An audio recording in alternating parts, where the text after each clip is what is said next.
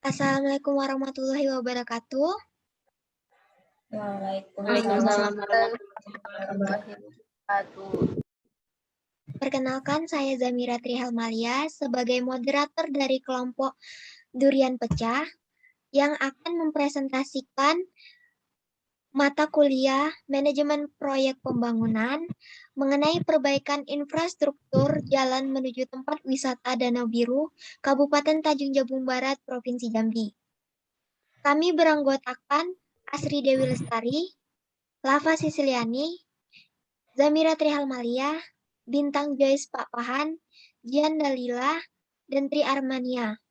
Dengan dosen pengampu yaitu Dr. Sigit Indrawijaya SEMSI dan Ibu Rista Aldila Syafri SEMM. Program Studi Manajemen Pemerintahan Fakultas Ekonomi dan Bisnis Universitas Jambi. Presentasi yang pertama kali akan dibacakan oleh teman kita yaitu Lava Sisiliani. Kepada Lava Sisiliani, silakan untuk mempresentasikan. Baiklah, terima kasih kepada Saudari Zamira. Yaitu saya akan mempresentasikan tentang pengenalan objek proyek wisata Danau Biru Tanjung Jabung Barat.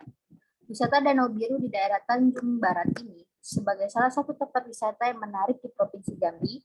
Sayangnya, kondisi perencanaan yang kurang baik serta fasilitas dan jalan yang kurang memadai untuk berkunjung ke Danau Biru membuat tempat wisata ini kurang dikenal dan kurang diminati oleh masyarakat. Banyak potensi alam yang dapat dimanfaatkan sebagai ekowisata yang dapat memanfaatkan potensi lingkungan agar lebih terjaga.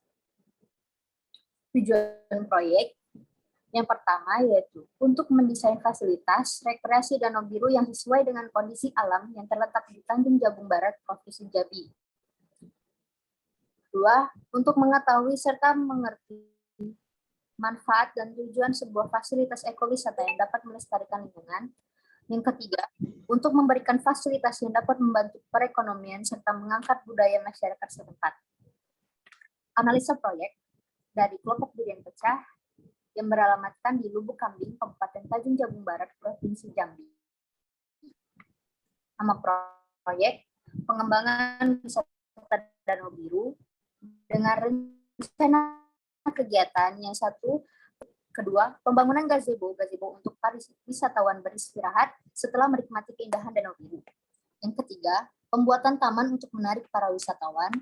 Yang keempat, pembuatan fasilitas umum seperti kamar mandi, musola, dan restoran.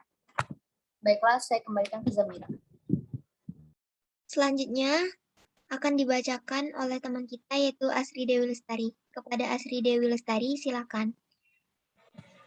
Adapun aspek-aspek proyek.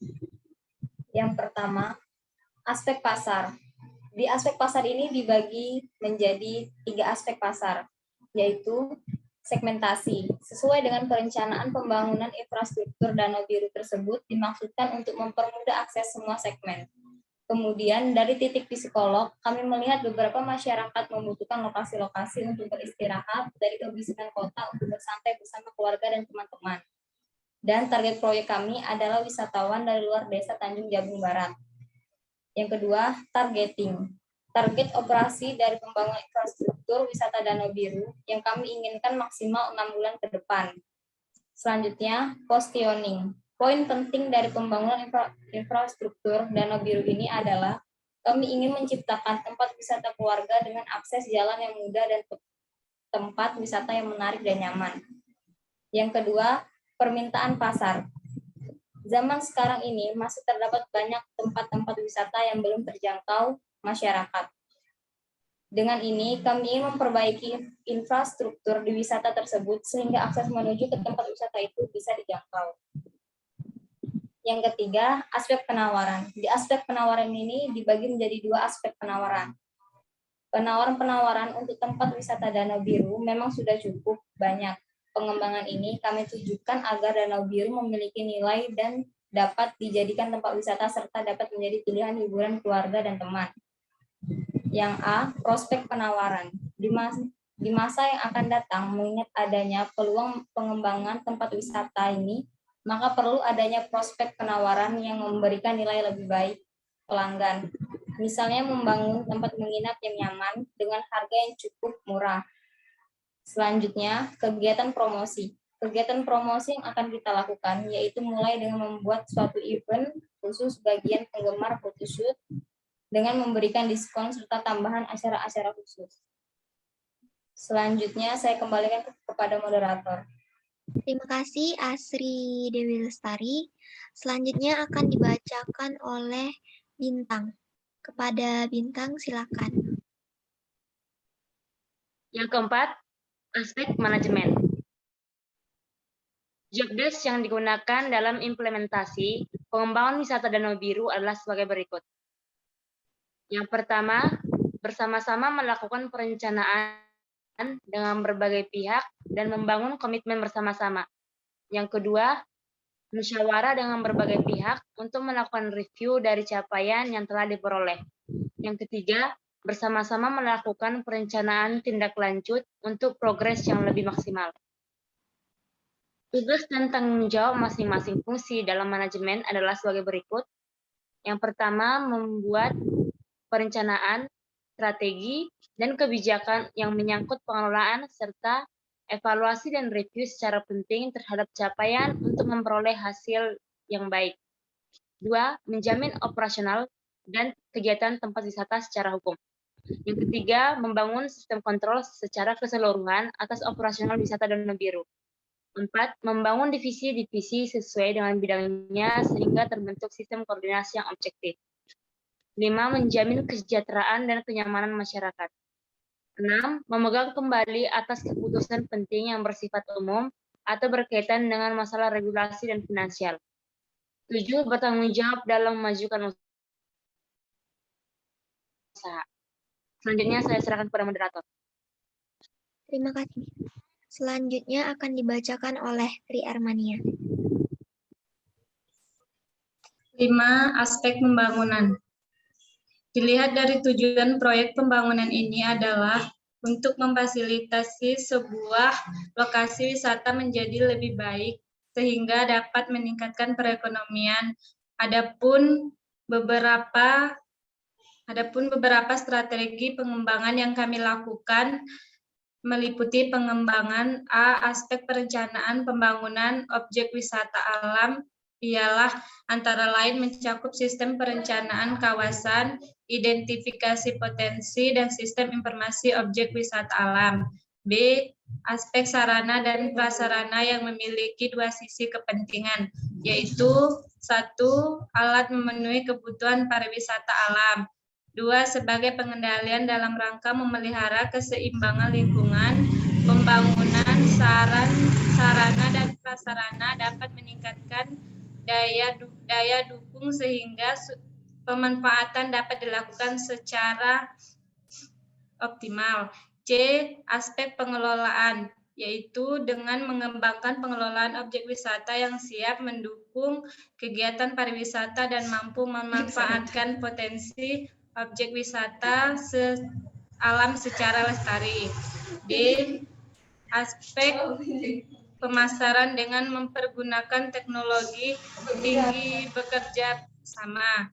E. Aspek penelitian pengembangan yang meliputi aspek fisik, lingkungan, dan sosial ekonomi dari objek wisata diharapkan nantinya mampu menyediakan informasi pengembangan dan pembangunan kawasan objek wisata. Selanjutnya saya kembalikan ke moderator. Terima kasih Tri Armania. Selanjutnya akan dibacakan oleh Jihan. Kepada Jihan silakan.